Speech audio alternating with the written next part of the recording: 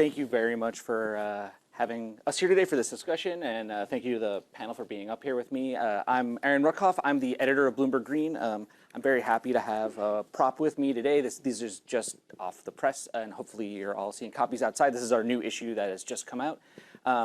In editing Bloomberg Green and all the stories in the magazine, there's always a time when we have to kind of define and explain Scope 3 for the readership. We can't assume that everybody who's reading our climate journalism understands the basics of scope accounting. I know being here at Sustainable Business Forum, it's much more likely that people in this room are going to come in well acquainted with the topic, but the editor in me can't stop from sort of helping to define the terms that we're going to be talking about today.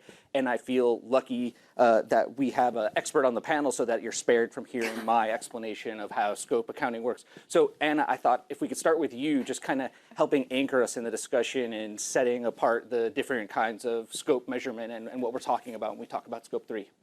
Sure, more than happy. Also, if you could introduce yourself as well. Yes, thank you very much. I'm Anna Stanley. I'm a director for climate action at WBCSD, the World Business Council for Sustainable Development. And my focus area is Scope 3. Doesn't make me an expert, but hopefully I can help you out a little bit. Obviously, when companies look at the emissions that their products or services generate, it helps to think about kind of what are you producing yourself and what are others producing, and where can you have an influence, and where others may be the ones who should be having an influence. So we're dividing in Scope 1, 2, and 3. Scope 1 is everything which is kind of in your direct influence within the company. So, for example, emissions from your vehicle fleet that you have as a company. Scope 2 is indirect emissions, so energy that you buy in to use and power your operations. Scope 3 is emissions in the supply chain. So anything which is kind of indirect emissions and outside of your control, but at the same time, obviously, we know that companies work very closely with their supply chains. So even though it's outside of your kind of direct company control, you will have some opportunity to influence those. And I think that's what we're going to be talking about a little bit today. So if there's kind of like a philosophy of the scope emissions, Scope 3 is intending to sort of widen the catchment of responsibility that a company is supposed to have. Is that sort of how this works? Yeah, I think so. And I mean, the Scope 3 category, again, you can kind of break it down in two types. There's the corporate Scope 3, which is very overarching, placing everything together that a company has from the supply chain. And then there's the life cycle emissions, which kind of go one level deeper down, which are really about the products and services that you bring and buy in, and the whole life cycle of emissions that's created as those are also the whole, emissions which are created in the life cycle of that product, from extracting the materials from the earth to recycling or end of life.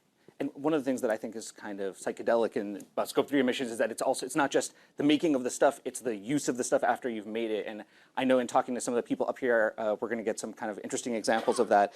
So thank you very much for walking us through the definitions. Now I want to turn to the rest of the panel, and by way of introducing yourself, I was also hoping that the panelists could kind of name their Scope 3 number and talk a bit about how they've measured this within their companies. So Sherry, not to put you on the spot, but to go with you first, if you can introduce yourself and tell us what Mastercard's Scope 3 number is it going up or down, and kind of where does it mostly come from for Mastercard?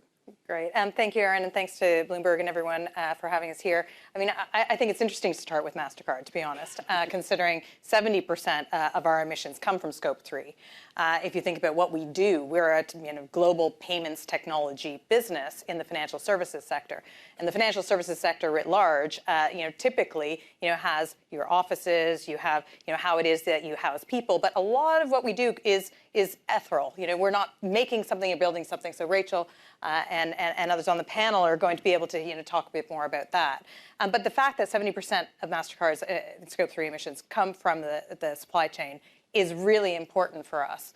So again, we double down on trying to really pin that down. And to be honest with you, it's difficult. It's really, really difficult being a global business and making sure that the data is available for us to roll up. We're also a listed business. So again, thinking about how it is that we are as transparent and as vocal about what it is that we need in order to be able to comply. And of course, we're seeing sort of that this is coming out across the globe. Last week, or gosh, it's now the week before, the SEC has looked at its disclosure requirements for listed businesses. Again, this is catching up perhaps to some of the other places in the world, and we're very conscious of that. So what is it that we do? We really, really push all of our supply chain to disclose, be part of CDP. Think about where it is you can make your emissions that you are sharing with the world as transparent, as comparable, and as visible as possible. It certainly helps us, and we also want to be able to call out areas of the world that need help and be able to help them understand what it is that we need as a business to report, because that's where investment dollars start moving in terms of the capital markets. And for us, even though we're a little bit less of an imprint on emissions right now, certainly what we do is a big part of the global economy, and our responsibility there is huge. So just to pin this down, because when you're thinking about a credit card company, it's like you said, it's not something extractive. You're not running big mining operations. So is that, when you're talking about your supply chain, is that data centers? Is that where we're mostly seeing your Scope 3 emissions, or does that count as Scope 1 or 2 for you? No, I think that absolutely. We have the need for incredible redundancy. We do need power to make sure that we are doing what we're doing. But it does sort of also, just like everywhere else, big offices or people, they do have all those things that make offices work.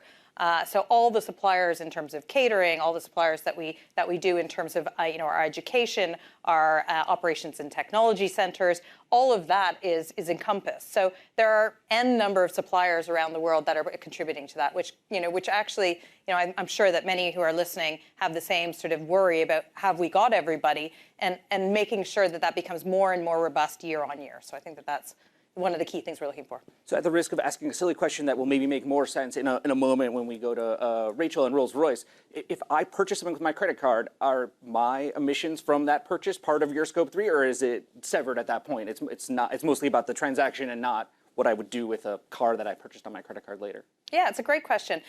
Actually, and then it starts making me realize, and again, for full disclosure, I've joined Mastercard about 5 weeks ago. So, for me, we all have credit cards, but actually Mastercard isn't a credit card company.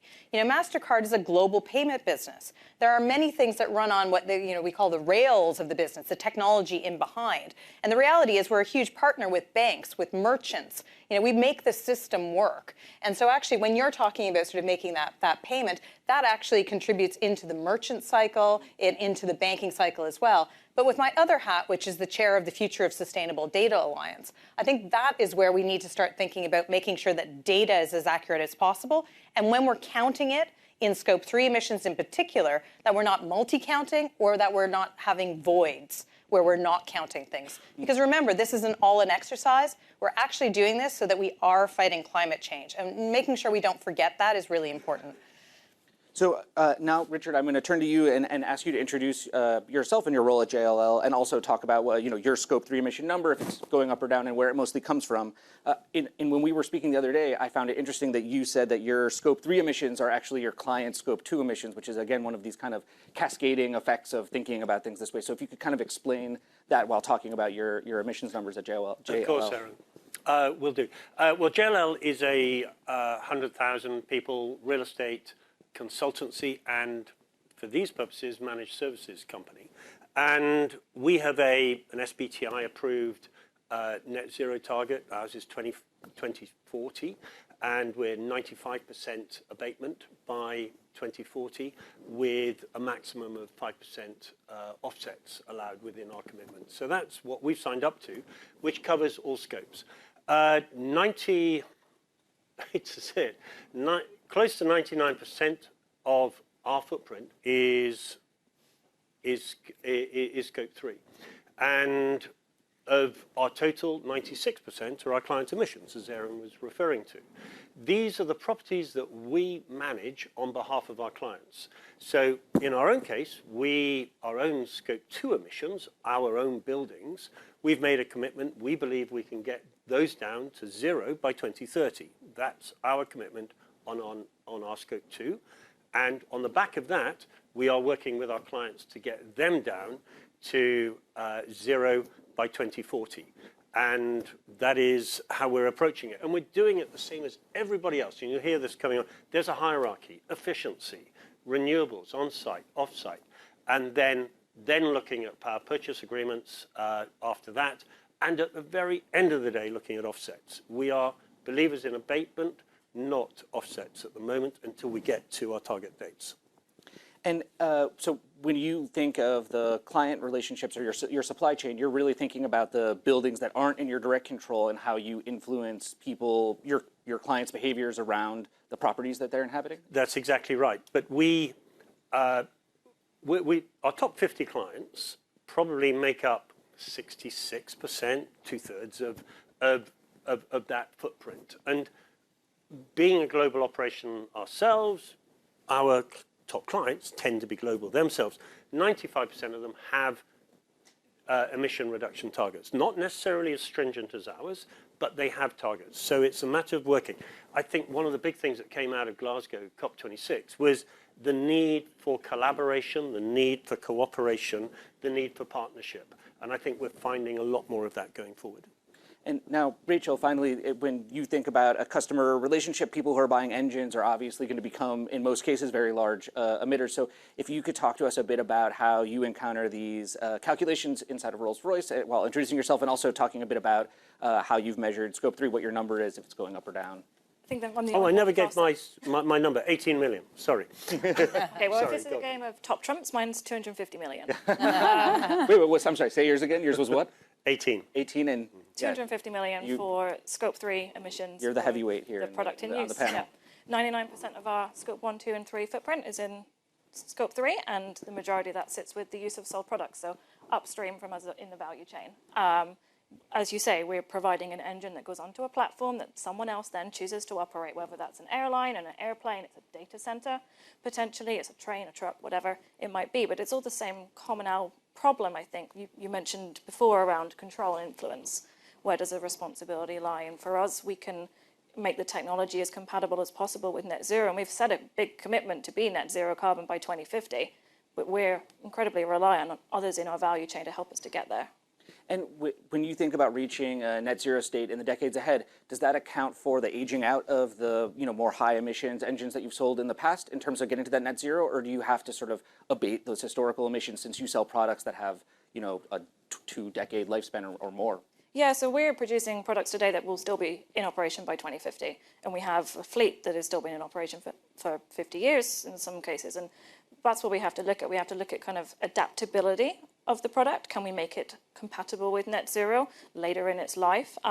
Does it need to be retired early in order for us to hit our goals? But there's a huge amount of dependency on the customer wanting to retire their plane. We can't force them to. Right. So you're kind of reliant on that relationship to make sure that there's options available. And then ultimately, perhaps a small amount of offset at the end of the day when there's no other solution. But we do believe that technology advancements, the adoption of sustainable fuels across aerospace, power systems, and defense, kind of synthetic or bio-derived fuels, and exciting new technologies that will replace the technologies of today, electric propulsion, will all play a role. And like Richard mentioned, that he works with clients who have their own standards around emissions reduction, maybe not the same as JLL's. For Rolls-Royce, do you find that the customers who are approaching you and thinking about purchasing a very large capital investment like an engine are themselves approaching you, thinking of their own strategy, or is it a conversation that Rolls-Royce has to initiate about the emissions object that this person's about to purchase? I think it has to be a two-way conversation. We have some customers that are going to be further on the journey and others that aren't, and I think there's a massive geographical sort of divide there as well.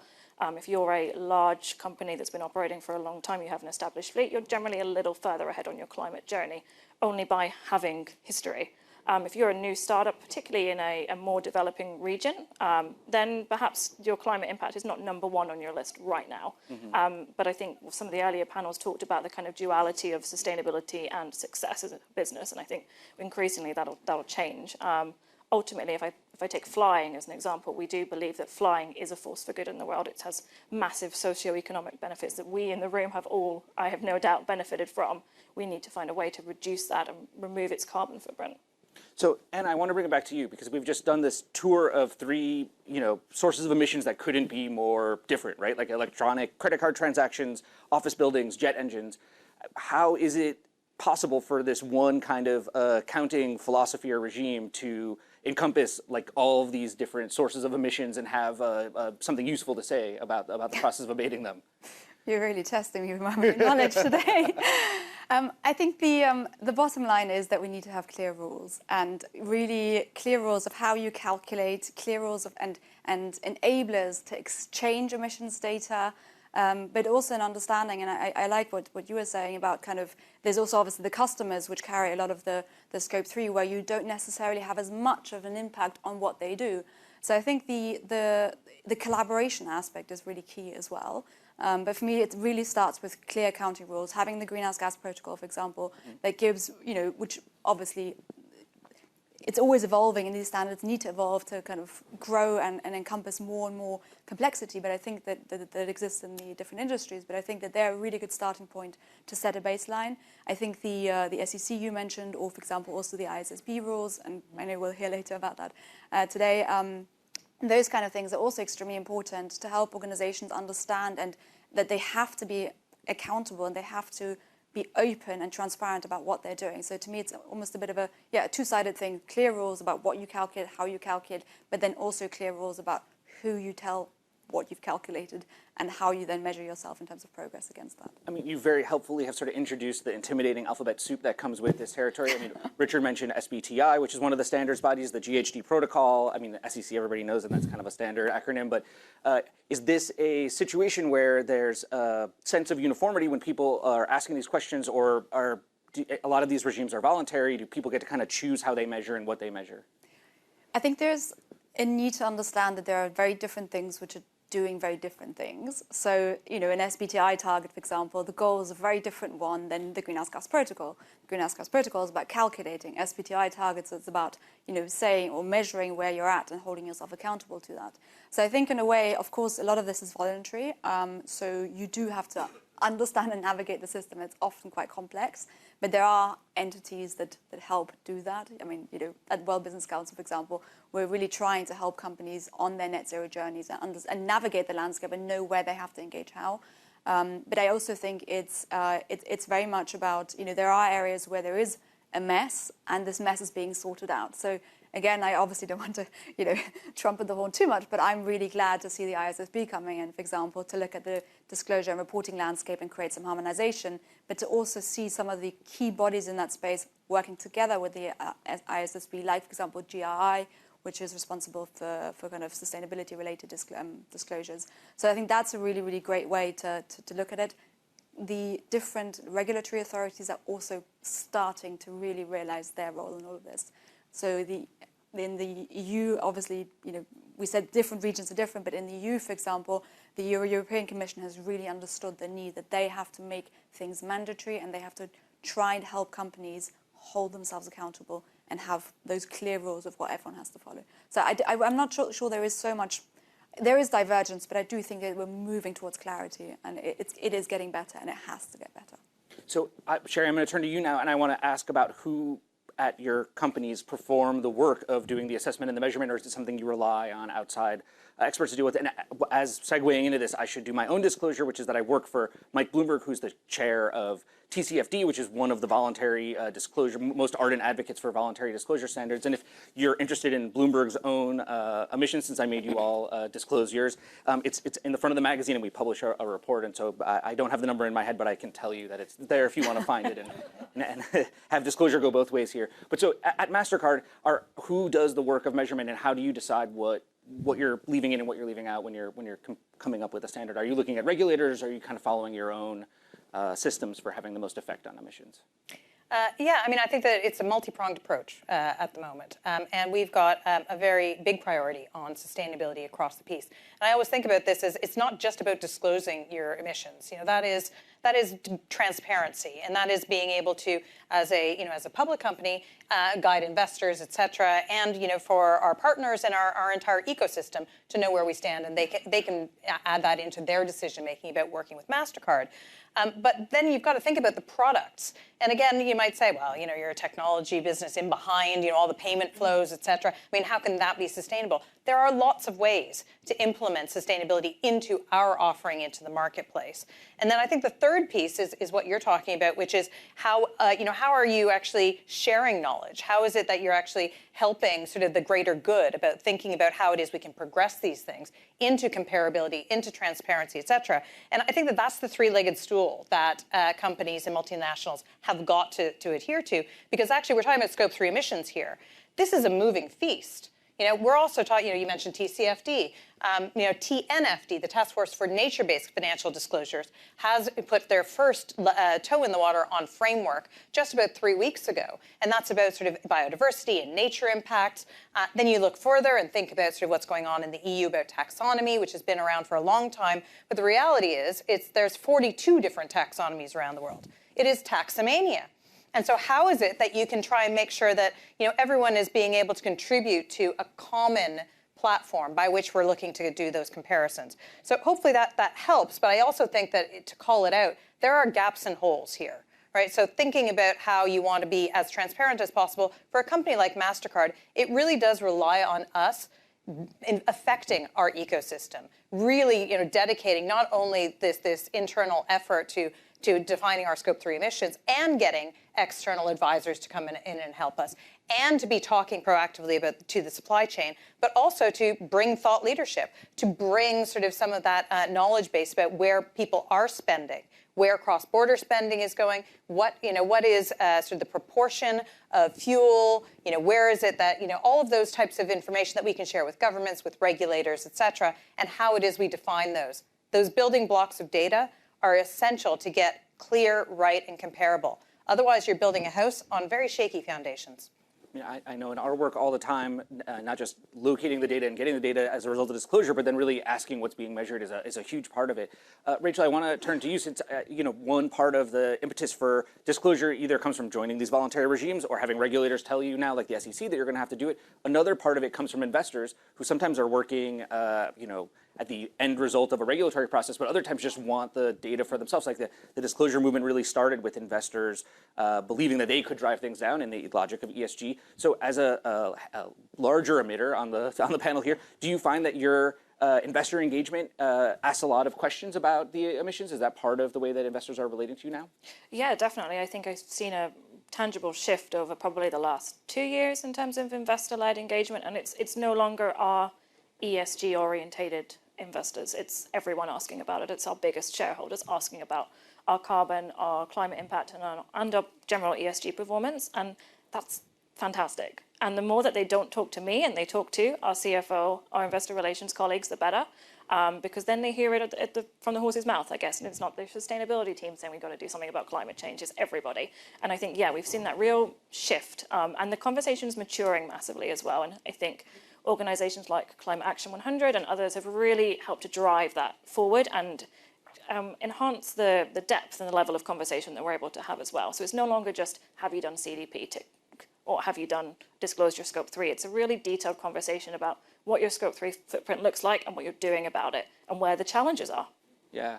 And do you find that when you think of just the other week, we had the 500-page guide from the SEC, is that going to materially change the way that you disclose, or is the fact that there's been this level of investor interest that preceded this, brought you to a place where you feel like you're already doing what will be required under the new regulations? I mean, I think the regulations are always going to keep maturing. I think everybody's on a journey here. I think we have seen a real tangible shift this year with the TCFD becoming a mandatory disclosure. We've been voluntarily reporting against it for a couple of years now, but actually it becoming intrinsically part of our annual report, and our auditors are all over it, which is great. Our finance teams are all over it. There's been a huge amount of effort and work gone into that. And again, we've scratched the surface with where we need to get to this year, and we have a lot more work to do. So, Richard, turning to you, and then in a moment we'll be able to take questions from the audience, so everyone can ask questions. I'm curious in terms of where the data for JLL's emissions comes from. Is that something that you're relying on the underlying owners of the buildings to create data, or is that something that you do yourself as a company, the act of measurement and assessment? A bit of both. Before I answer that question, I would also add the shareholders are not only just interested, they're becoming far more activist as well. Well, you know what? Why don't we actually? That's even more interesting than what I had asked you. So if you talk about that, talk about your experience of activist investors. No, but I think They are putting, in the same way as clients are trying to, they are trying to put obligations upon us. And fortunately, I think we as a company are ahead of that curve, but shareholders will drive change. And they will by threatening to be activists in the boardroom. Is there an example of something where you feel like was changed as a result of engagement by activists who were sort of demanding that you do more?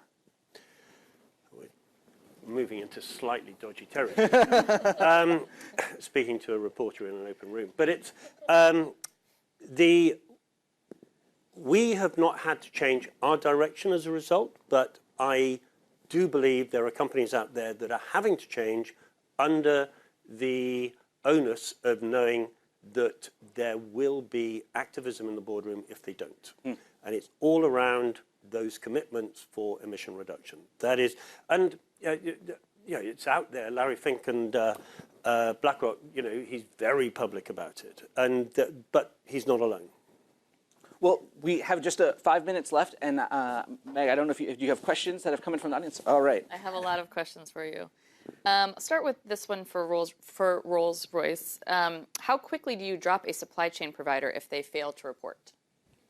Oh, it's a great question. I think for us, it's around about that kind of transparency. And I think everyone is on a journey here. So I don't think in any case of any violation against our supplier code of conduct or our business kind of standards and contracts, it would be an immediate kind of drop, because that wouldn't probably be the most sustainable solution for either side. It's definitely a process of engagement, working together. And then this is a little in the weeds, but I think it's a good one. So if a company cannot source a particular product and the only option is a supplier with high carbon emissions, will the company be exempted if the required product is classified as critical? However, can this classification be abused to avoid making the necessary investments? I guess I'll give that one to Anna. I seem to be feeling a great question today. To be honest, I can't give a direct answer to that, but I think what I can say, and it comes a little bit back to what you were just saying, I think it's really important to not see this as a stationary process, a point in time where things are in a certain way and nothing can change. So I would say, if that's the only product and that's the only way of sourcing it, and it's absolutely critical, then you need to find a way to work together with your supplier to help them reduce the emissions and to help create incentives to reduce emissions. So I think there's a lot that can be done to get better together, but we are all in this together because, as we said earlier, your scope 1, my scope 1, and my scope 3 is your scope 1 and 2. So there is this link, and so we have to see each other as. In a practical case, we will work with those companies as long as they're trying to be on that journey. But if they're resolutely not, that might cause more of an ethical problem. Just to jump in on this theme, the Bloomberg columnist Matt Levine, who writes the wonderful Money Stuff newsletter, had this idea after the SEC rules that people like you would all become kind of regulators or enforcers yourself in terms of demanding discipline from your supply chains. Do you feel like that's the ask that's upon us right now, that you have a role of a kind of enforcement with your suppliers? Whether it's enforcement, it's certainly discipline. It's certainly creating the discipline, and there are standards to be hit. And just remember, we're never going to be net zero unless we're all net zero. It's pointless one of us being net zero. Everybody's got to be net zero. And Aaron, maybe it's not enforcement, but it's also awareness building. As a global company, we do business across the world, and we can't deny the fact that there are certain advances that are going on in certain countries that are absolutely nowhere in the agenda of others who are perhaps less developed or emerging and have other sort of priorities in their marketplace. If you're participating in that marketplace as a big multinational, your role is to raise these important issues, try and get more clarity, and that encouragement and knowledge sharing, capacity building. And that's something that we take seriously at Mastercard. We have a Center for Inclusive Growth. And again, part of that is a philanthropic $500 million fund that invests in pushing these things forward. It's to raise all the boats. Are there more questions? I'm sorry that I jumped in. Oh, no, that's fine. We can just end on one quick one. How do you continue to measure the updates that are happening to Scope 3 since this is changing so quickly?